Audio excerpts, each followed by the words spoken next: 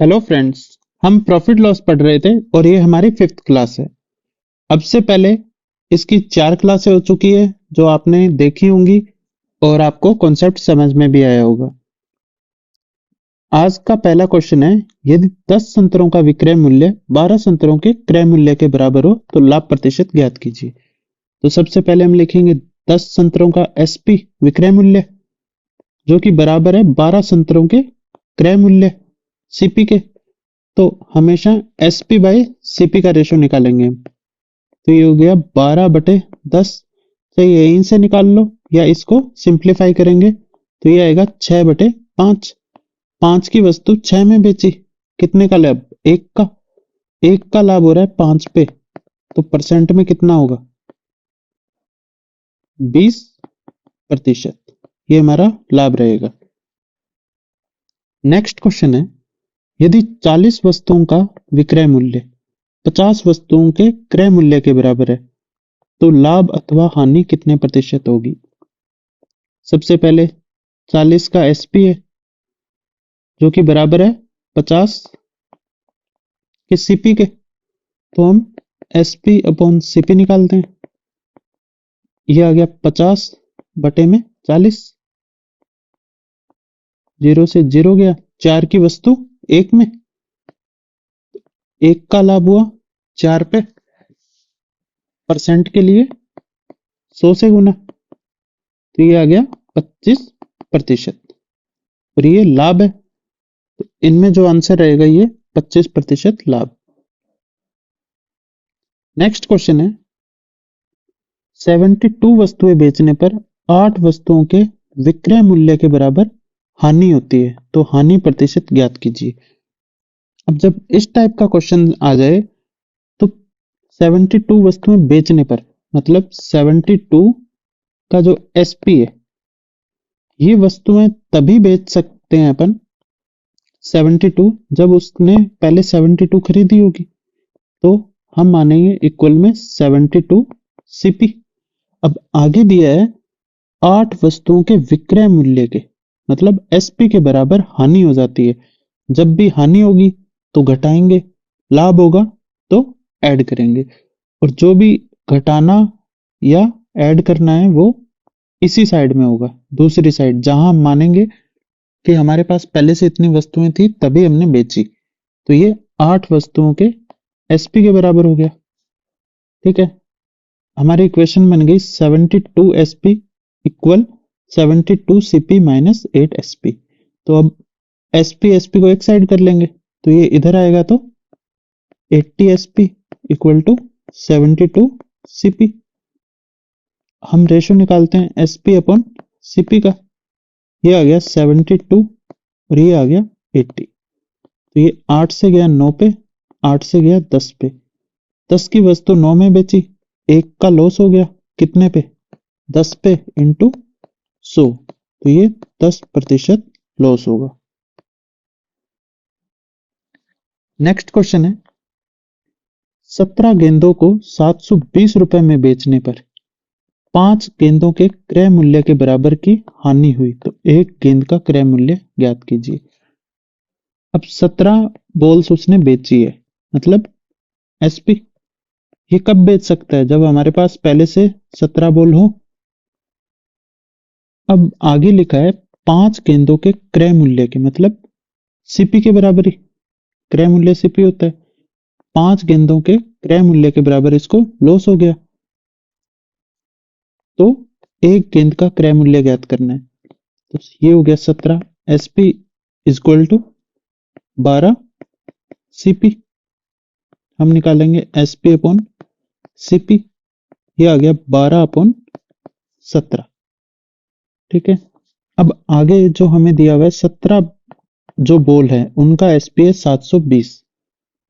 तो 17 SP equal 720, और ये जो 17 एसपी है ये किसके बराबर आया था? हमारा 12 सीपी के। तो हमें निकालना है एक सीपी की वैल्यू, तो 720/12। तो ये कितना आ जाएगा? 12 से जाता है 72 6 पे, तो ये 1 सीपी हो गया।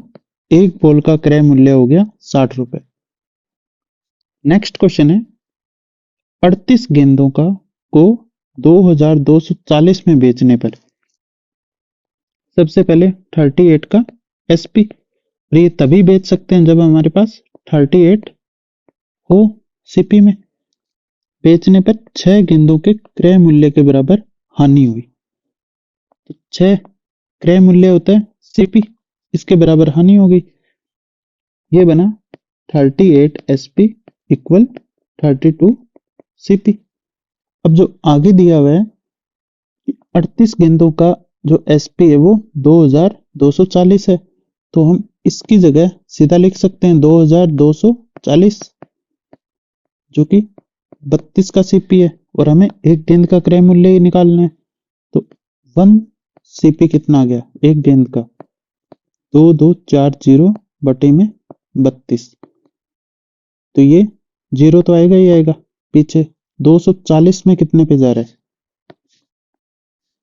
224 में 32 से गुना करके देखते हैं अपन। इधर है 70 60 80 और ये तो हम 8 से करेंगे, 8 दूनी 16, नहीं जाएगा ये, लास्ट 6 ये आना चाहिए, 4 आना चाहिए, तो ये आएगा 7 से,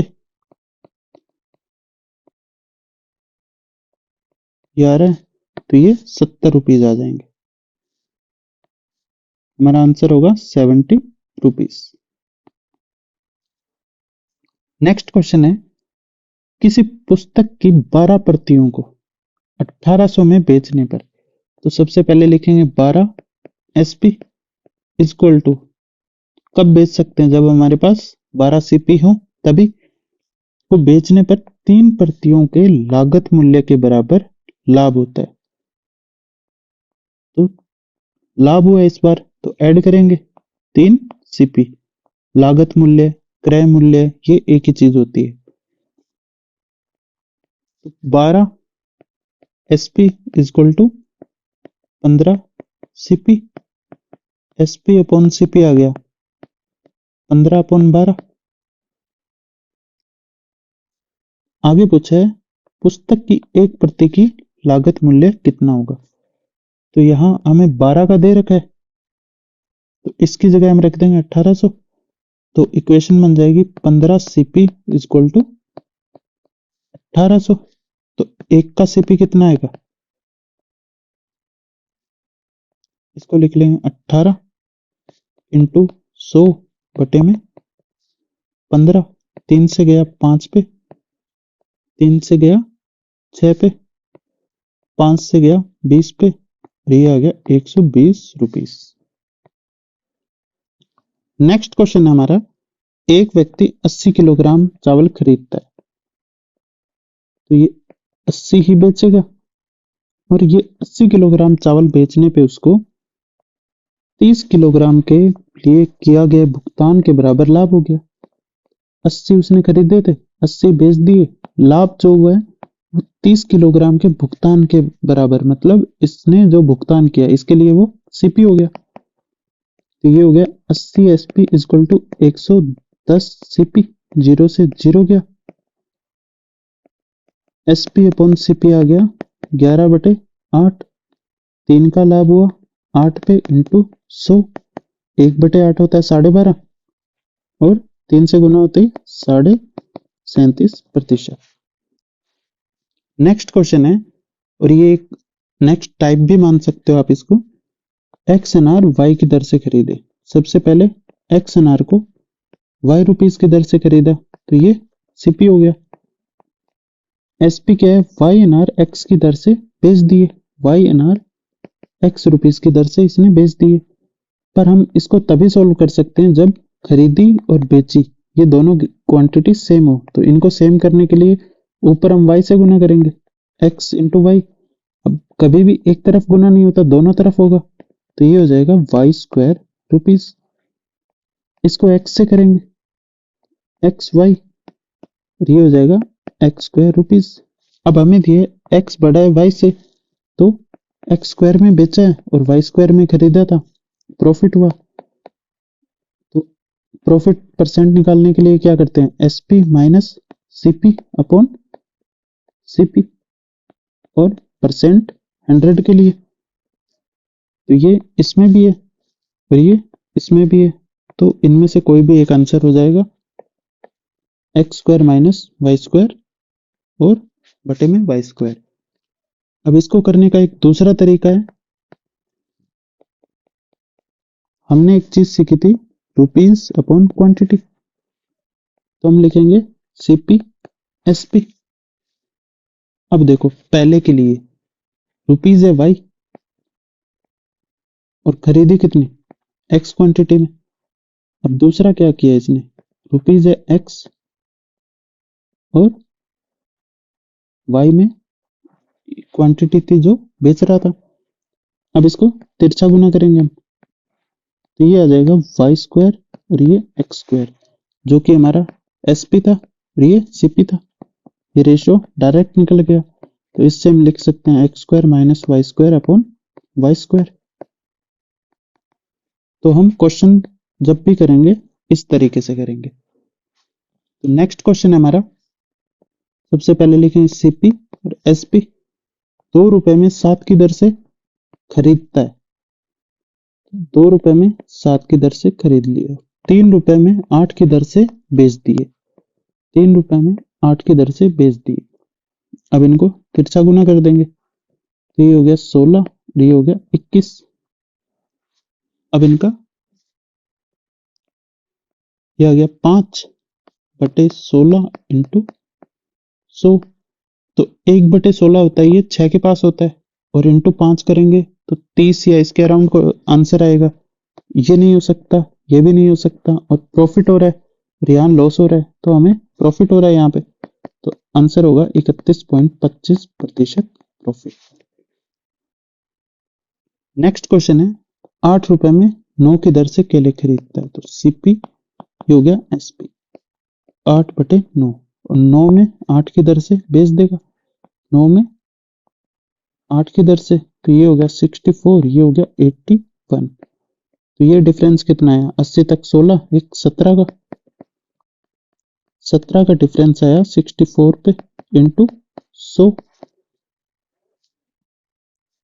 इसको सॉल्व करने के लिए हम करेंगे, ये 4 से जाएगा 25 पे,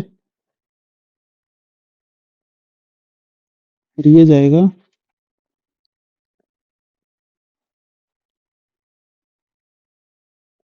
16 पे, तो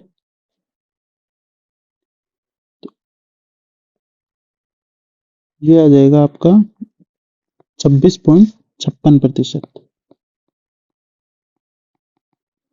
ये हमारा आंसर रहेगा। जब इसको हम सॉल्व करेंगे तो ये आंसर आएगा। कैलकुलेशन आगे की आपको खुद देखनी है।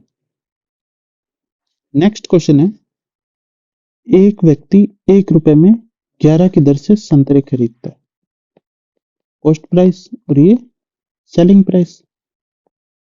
1 रुपए में 11 की दर से, फिर 1 रुपए में 9 की दर से उतनी संतरे और खरीदता है, तो ये 1 रुपए में 9 की दर से उतने संतरे और खरीदेगा, और वह इन्हें मिलाकर 1 रुपए में 10 की दर से बेच देता है। 1 रुपए में 10 की दर से बेचे, लेकिन यहाँ इंटू 2 होगा, क्योंकि इसने 2 बार खरीदे, 2 क्वांटिटी ली है, इसलिए इंटू 2।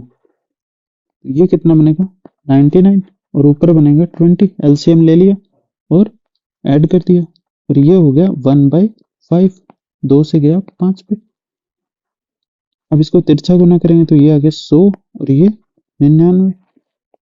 एक का लॉस हुआ 100 पे इंटू 100, 1% लॉस, जो कि हमारा आंसर है। नेक्स्ट क्वेश्चन है, कुछ फलों को 100 रुपए में 11 की दर से, सीपी 100 बटे में 11, और उतने ही फलों को 100 में 9 की दर से प्लस 100 बटे 9, और बेच कितने पे रहा है, 100 में 10 की दर से बेच देता है, 100 बटे 10, लेकिन इंटू 2 होगा, क्योंकि 2 बार खरीदे हैं इसने। ये आ गया 99, 100 ऊपर से कॉमन आ रहा है पहले, और ये 20 आ जाएगा, और इधर बना 100 बटे में 10 इंटू 2, 100 से 100 गया, 2 से 10 पे गया, ये आ गया 199, वापस से 1% का लॉस। यही आंसर है हमारा। नेक्स्ट क्वेश्चन है, एक व्यक्ति ने 11 में 3 की दर से कुछ वस्तुएं खरीदी और 13 में 8 की दर से उससे दोगुनी वस्तुएं खरीदी। ठीक है, सबसे पहले कॉस्ट प्राइस का देखते हैं। 11 में 3 की दर से, फिर 13 में 8 की दर से, पर उससे दोगुनी वस्तुएं खरीदी तो इंटू 2। उसने सभी वस्तुओं को 83 में 36 की दर से बेच दिया। एसपी की साइड क्या आएगा? 83/36, पर एक बार यहां खरीदी थी और दोगुनी यहां, तो इंटू 3 होगा इस बार। 2 से गया 4 पे, और 4 और 3 का एलसीएम आ गया 12।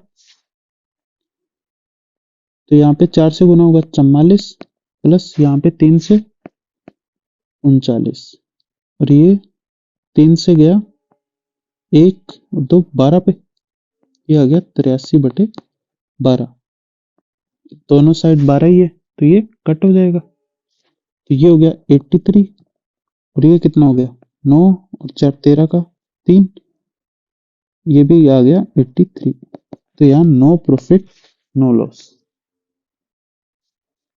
नेक्स्ट क्वेश्चन है, ₹3 के हिसाब से 7 सेब खरीदे, 100 सेब कितने में बेचे कि 33% का फायदा हो जाए उसको। ठीक है, अब देखिए, हमने एक जो फॉर्मूला देखा था, रुपीज अपॉन क्वांटिटी बटे में 100 प्लस माइनस प्रॉफिट या loss percent equal rupees upon quantity 100 plus minus profit या लॉस परसेंट। तो सबसे पहले इसने 3 में 7 की दर से खरीदे, तो कोई भी लॉस या प्रॉफिट नहीं दे रखा, इक्वल अब 100 सेब कितने में बेचे, कितने रुपए में, तो रुपए को हमने मान लिया x, 100 बेचने, और उसको लाभ होना चाहिए 33%, तो 100 प्लस 33 133। तो ये बना 3 7 इंटू 100 इक्वल में x 100 इंटू 133। 100 से 100 गया, और 7 से जाएगा ये 1, ये 9, 19 पे, तो 70 दूनी 140, 19 पे गया। अब x की वैल्यू क्या आई, 19 इंटू 3 ₹57। ठीक है, या फिर आप एक काम कर सकते हैं कि 7 का सीपी जो है 3 है, 1 का सीपी निकालेंगे जो होगा 3/7, फिर 1 का एसपी निकालेंगे 3/7 इंटू, फिर वो 33% निकालना है, 133/100, 7 से ये गया 19 पे, तो फिर हमें 100 का निकालना है, तो ये 3 गुना 19/100 इंटू 100, तो 100 का एसपी कितना आ गया 57, 100 से 100 गया। ये दूसरा तरीका है, और जो भी क्वेश्चन करेंगे हम इसी तरीके से करेंगे। नेक्स्ट क्वेश्चन है, 40 रुपए में 45 संतरे बेचने पर एक आदमी को 20 रुपए की हानि हो जाती है। ठीक है, 40/45, 20 की हानि 80। उसके बाद 20% का लाभ कमाने के लिए 24 रुपए में कितने संतरे बेचने चाहिए। 24/x में 120, 0 से 0 गया, 12 से गया 2 पे, ठीक है, और 8 से गया 5 पे, तो ये आ गया 5/45, 2/x, 5 से गया 9 पे, x की वैल्यू आ गई 18। नेक्स्ट क्वेश्चन है, ए ने बी को कुछ वस्तुएं 1 रुपए में 3 की दर से बेच दी। ठीक है, बाद में बी ने सभी वस्तुओं को वापस ए को 1 रुपए में 4 की दर से बेच दिया, जिससे बी को ₹12 का घाटा हुआ। बी ने कितनी वस्तुएं खरीदी थी? ठीक है, हमें ये निकालना है। तो सबसे पहले लिखेंगे ए टू बी। ए ने बी को क्या किया, उसने 3 वस्तुएं 1 की दर से, 3 वस्तुएं 1 रुपीज की दर से। उसके बाद बी ने सभी वस्तुएं ए को 1 रुपए में 4 की दर से। यह आ गया बी टू ए, 4 की दर से 1 रुपए में। पर दोनों ने इक्वल वस्तुएं बेची है, तो ये भी 12 होगी, 4 से इंटू हो जाएगा। तो ये 12 वस्तुएं ए टू बी वाली, ये कितने में आएगी? 4 रुपीज में। और बी टू ए वाली, बी टू ए, ये 12 वस्तुएं 3 रुपीज में आएंगी। अब इसने खुद ने बोला है जिससे बी को ₹12 का घाटा हो गया। ठीक है, अब देखो यहाँ 1 रुपए का लॉस हो रहा है, 1 रुपी लॉस। ये 1 रुपी लॉस कब हो रहा है इसको? जब वो 12 वस्तुएं जो है ए को बेच रहे हैं। अब इसको 12 रुपए का घाटा करवाने के लिए 12 से गुना करेंगे। 12 रुपए का लॉस होगा जब वो 144 वस्तुएं ए को बेचेगा। टोटल वस्तुएं 144 थी। ये हो गया। नेक्स्ट क्वेश्चन है, ए ने कुछ वस्तुएं 3 रुपए में 1 की दर से खरीद कर 15 रुपए में 4 की दर से बी को बेच दिया। ठीक है, ए ने पहले क्या किया, एक वस्तु 3 रुपए की दर से खरीदी, फिर ए ने बी को 4 वस्तुएं 15 रुपीज की दर से बेच दी। बाद में बी ने सभी वस्तुएं ए को 12 में 5 के हिसाब से बेच दी। फिर बी ने क्या किया, 5 वस्तुएं 12 के हिसाब से ए को बेच दी वापस। यदि पूरे सौदे में ए को 135 रुपए का लाभ हुआ तो ए की कुल लागत ज्ञात कीजिए। ठीक है, अब यहां और यहां तीनों वस्तुएं बराबर होनी चाहिए। तो 5, 4 और 1 का एलसीएम होगा 20। तो 20, 20 और 20, ये तीनों लिख ली। ये है ए, ये है ए टू बी, ये है बी टू ए। जब यहां 20 से गुना होगा तो इधर भी 20 से गुना होगा, ये हो जाएगा 60 रुपीज। 20 का 3 से होगा। और यहाँ 4 को 20 बनाने के लिए 5 से गुना किया, 15 को 5 से करेंगे तो यह आ जाएगा 75 रुपीज। अब इसको बनाने के लिए 4 से गुना किया तो 12 को इंटू 4 करेंगे तो 48 रुपीज। ठीक है, अब आगे बोला है ए को पूरे सौदे में 135 रुपए का लाभ हुआ। अब ए को कितना लाभ हो रहा है, यहां से यहां तक 25 और 2 27। अब जो 27 वैल्यू है वो है 135, जो वैल्यू है वो 27 की है। और हमें ए की कुल लागत ज्ञात करनी है जो कि रियल में क्या थी, 60। ये ज्ञात करनी है। तो 27 इंटू 5 होता है 135। ये हो गया 300 रुपीज, जो कि ए की लागत थी। ये आज की हमारी क्लास थी। इसके क्वेश्चंस भी आप बार बार खुद से भी करोगे तो और ज़्यादा समझ आएंगे, और एग्जाम में इसी टाइप के क्वेश्चंस आते हैं। Thank you.